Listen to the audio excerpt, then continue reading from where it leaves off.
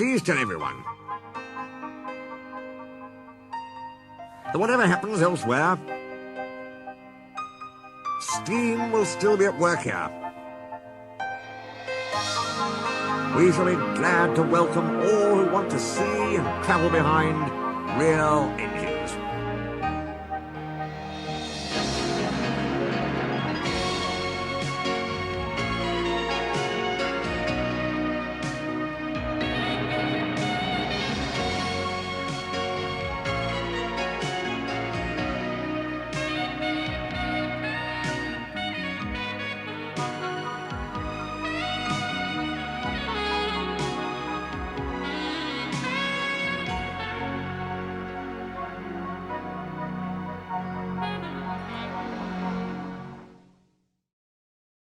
Sir Handel and Peter Sam had hard work while Scarlowy was away.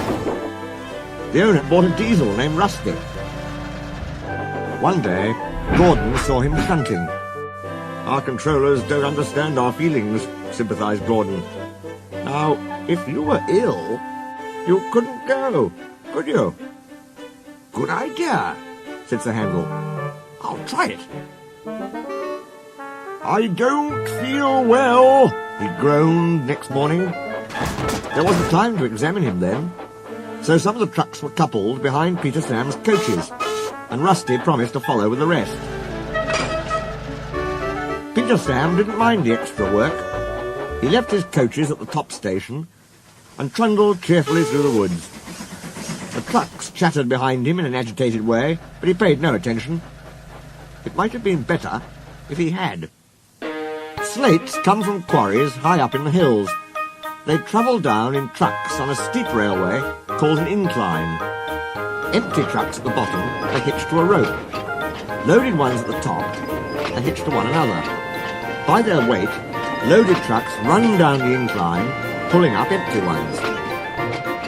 Peter Sam never bumped trucks unless they misbehaved. They couldn't see Peter Sam. They thought he was Sir Handel and wanted to pay him out. "Scrag him! Scrag him!" they yelled. "No, no!" wailed the empty trucks. "It's Peter Sam! It's Peter Sam!" But it was no use. "Hurrah! Hurrah!" they roared, hurtling down the hill. Peter Sam heard them. He shut his eyes.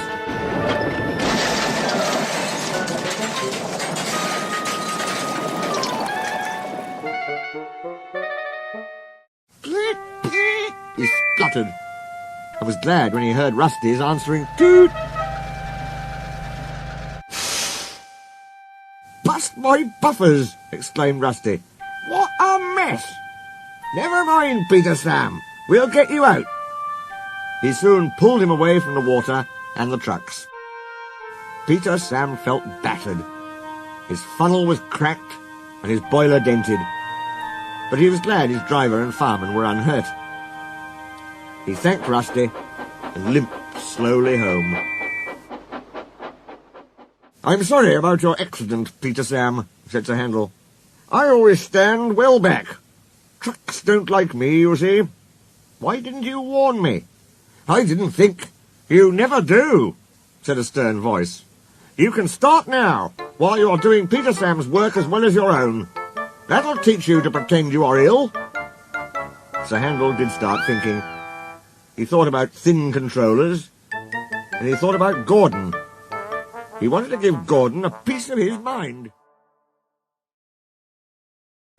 Peter Sam wanted to start work, but the thin controller wouldn't let him. "Another day's rest will do you good," he said. "Besides, I've got a surprise for you." "For me, sir? How nice, sir. What is it, sir?" "Wait and see," smiled the thin controller. The surprise was Scarlowy. "Oh," said Peter Sam, "I am glad you've come home." They lit Scarlowy's fire, and he sizzled happily. "I feel all excited," he said, "just like a young engine. Did Rusty help you off your truck?" "Yes. He says he's come to mend the line and do our jobs." "I like him," smiled Scarlowy. "So do I. It's a pity Duncan doesn't like him." "Who is Duncan?" "He came as a spare engine after my accident." Is he useful? He'll pull anything. And I'm sure he means well, but he's bouncy and rude. He used to work in a factory and his language is often strong. I understand, said Skarloey gravely. Just then the telephone rang, and Skarloey's driver and fireman climbed into his cab. Come on, old boy, they said. Duncan is stuck in the tunnel, and we'll have to get him out. Skarloey was pleased. He wanted to run, and looked forward to meeting Duncan. They found some workmen, and hurried up the line. How nice and smooth the rails are, thought Skarloey. They've mended all the old bumps. Rusty has helped to do that. I must tell him how nice it is.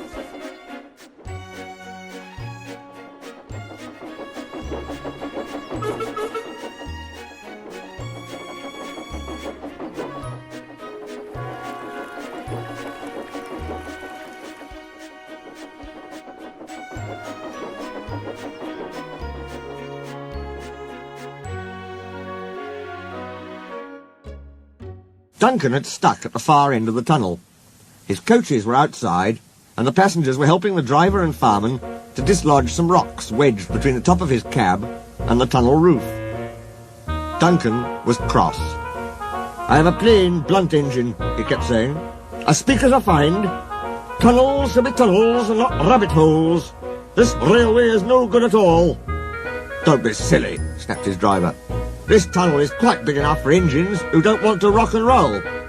They cleared away the rocks, and Skarloey pulled Duncan and his coaches safely through. The workmen stayed to make sure all was safe.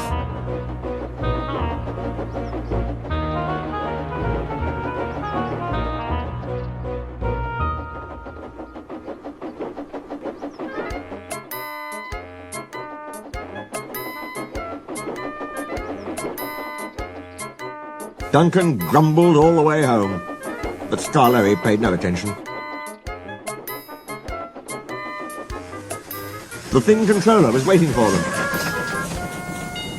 Listen to me, Duncan, he said. There is nothing wrong with that tunnel. You stuck because you tried to do rock and roll. If it happens again, I'll cut down your cab. And your funnel too. Duncan, abashed, was neither plain nor blunt for a whole evening. When Skarloey's turn came, he was glad to take out the coaches and meet old friends.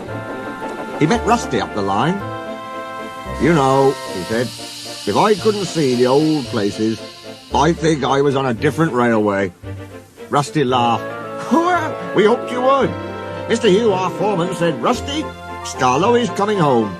Let's mend the track so well that he doesn't know where he is. And we did. And you didn't, if you take my meaning. There's still one bad bit, said Rusty anxiously that evening.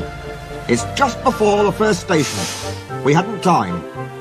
Never mind, said Skarloey. It's much better now than it was.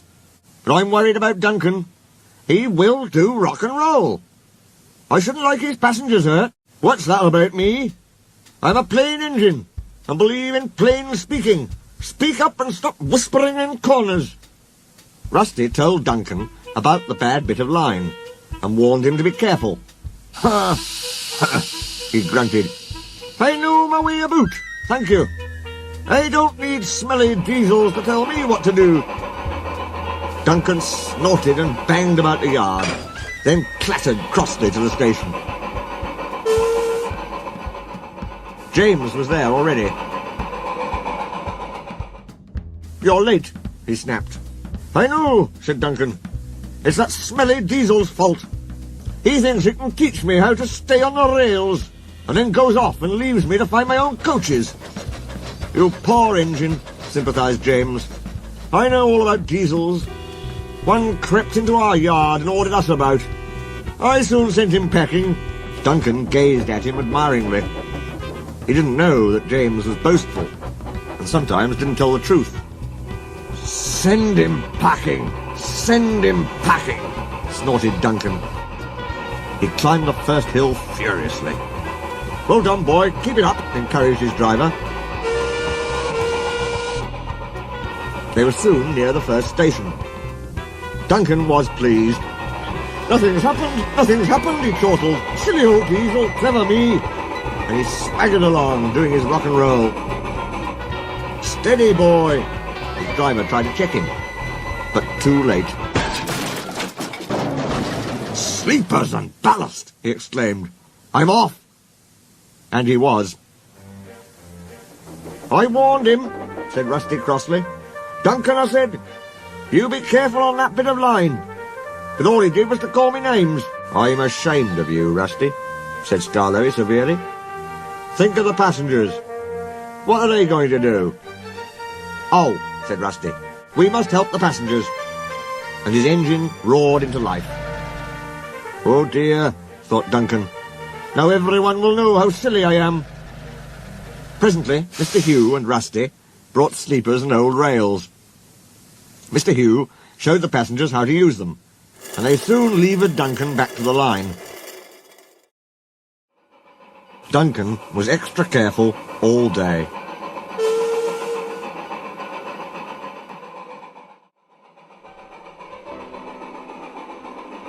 Rusty, he whispered that night, thank you for helping. I'm sorry I was rude. That's all right. I wish all diesels were like you. Let's be friends. Suits me, smiled Rusty. We'll mend that bad bit first thing tomorrow.